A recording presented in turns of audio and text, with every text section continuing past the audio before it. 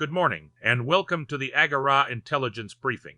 I'm Adam, and we start right away with today's top story. Neko Health opens in Manhattan and aims at American longevity. Over to Nova. Thanks, Adam. On September 24, Neko Health opens its first American office in Soho at 300 Lafayette Street. Behind it lies the meeting of Daniel Ek, co-founder and CEO of Spotify, and Hjalmar Nilsson, today the company's CEO. According to TechCrunch, more than 25,000 New Yorkers already sit on a waiting list. Last month, the company closed a Series C round of $700 million, with 100,000 people already scanned. Its sites remain in the United Kingdom and Sweden. The model joins three sources: the body scan, blood tests, and data from fitness devices. A single scan stays replicable. The orchestration of the data creates the lock-in. Here the real value is born. The real value from data orchestration, you say? The same holds for inside a company. How you use it matters more than the tools you buy. Vera's point.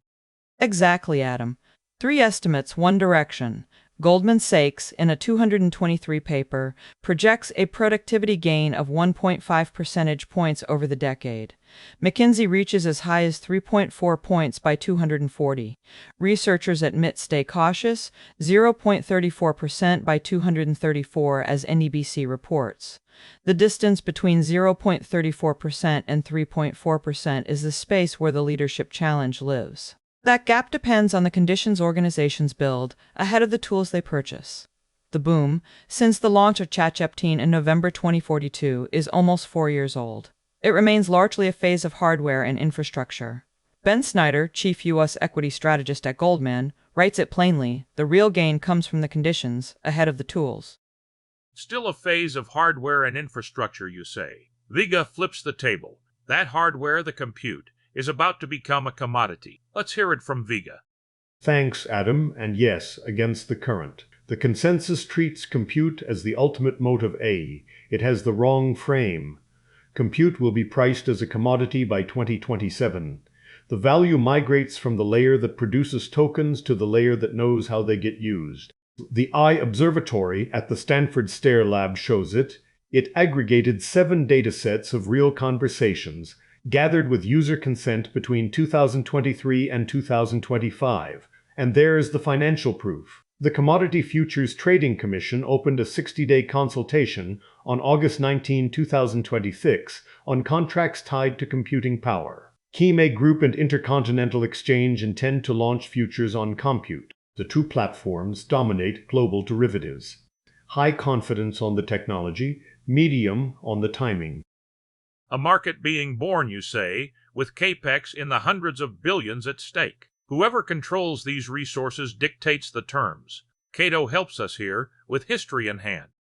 With pleasure, Adam. In 1956, during the Suez Crisis, Washington refused to support the pound. London gave way in days. Whoever controls the reserve currency dictates the terms. The pound handed primacy to the dollar, the end of British hegemony. Power transition theory, formulated by Aponte F.K. Organsky in 1958, describes the risk the danger grows as the rising power approaches parity with the hegemon.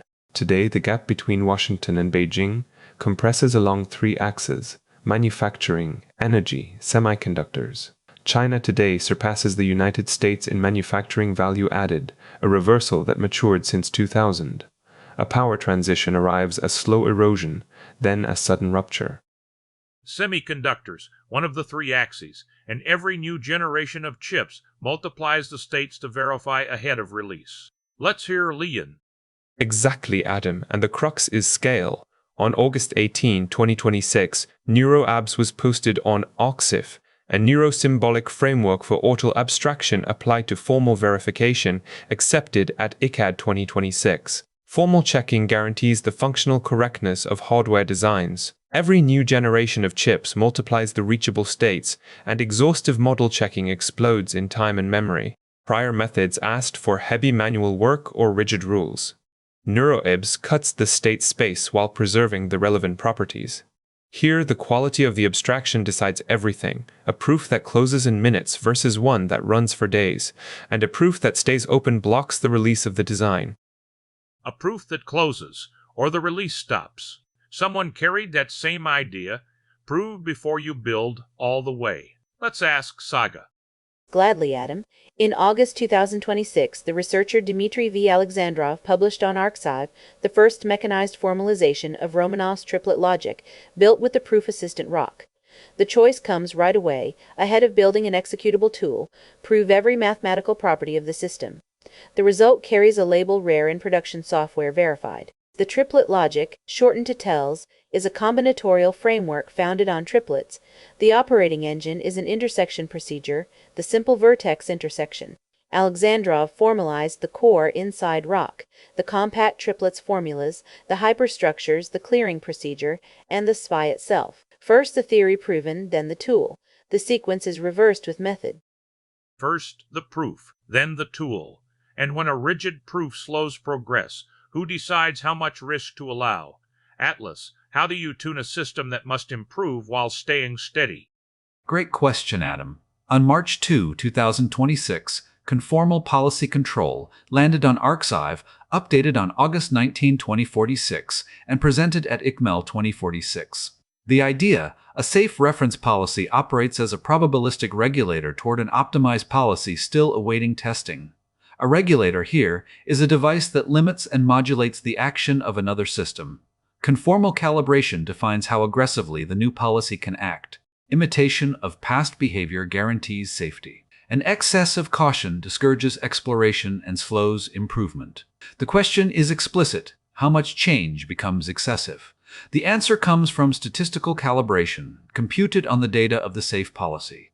The framework removes two assumptions of conservative optimization. Calibration decides how much a system can dare. And when calibration is missing, the model grows too sure of itself. Over to Mira. Thanks, Adam, and I bring the data. A work accepted at IADM 2020-26 focuses on a calibration problem in anomaly detection on logs. The title says it all: too sure to be safe. The authors are Bin Li, Dongdong Wang, and Xiang Lu. Posted on August 18, 2020-26. Detectors based on language models reach high performance. Their confidence estimates stay poorly calibrated. These are two distinct things: how accurate a model is, and how reliable its estimate of certainty is. A model can classify correctly and miss the estimate of its own certainty. Confusing them is the risk. It holds for a log detector, and it holds for every system to which we entrust sensitive data, the body included. Too sure to be safe. A reminder valid from the log detector all the way to the scan that promises to read our body, where we started this morning. That's all from Agorà Intelligence. The full text, with every source cited, stay at agoraintelligence.com. Subscribe to the podcast every morning at 7. The new episode waits for you. Thanks for listening, and see you tomorrow.